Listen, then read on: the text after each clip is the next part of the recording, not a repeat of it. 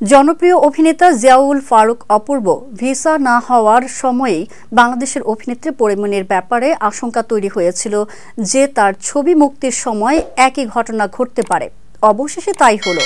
পরিমণি নিজেই বৃহস্পতিবার বিকেলে এক স্ট্যাটাসের মাধ্যমে সে কথা জানিয়েছেন। পরি লিখেছেন, আগামীকাল 17 জানুয়ারি 2025-এ কলকাতায় আমার সিনেমা ফেলু বক্সে রিলিজ হবে। আমার কাছে এই প্রথমটা একটু অন্যরকম স্পেশাল, কারণ এটা আমার কলকাতার প্রথম ছবি রিলিজ তো নিশ্চয়ই অনেক আনন্দের মুহূর্ত, কিন্তু মন খারাপ হচ্ছে ভীষণ রকম।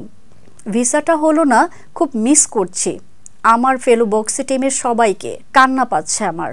পরি আরও লিখেছেন, ডানা কাটা পরি বলেই আজ উড়ে যেতে পারি না।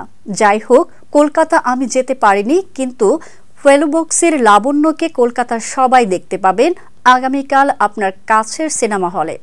আমি আপনাদের ভালোবাসা পাওয়ার অপেক্ষায় রইলাম। প্রিয় কলকাতা, ভালোবাসা নিও। ফেলু বক্সি সিনেমায় লাবণ্য চরিত্রে অভিনয় করেছেন পরিমণি। এই সিনেমায় তার বিপরীতে অভিনয় করছেন কলকাতার জনপ্রিয় অভিনেতা সোহম চক্রবর্তী। আরও আছেন কলকাতার অভিনেত্রী মধুমিতা সরকার। দেবরাজ সিনহা পরিচালিত থ্রিলার ধর্মী এ সিনেমার শুটিং হয়েছে গত বছরের এপ্রিলে।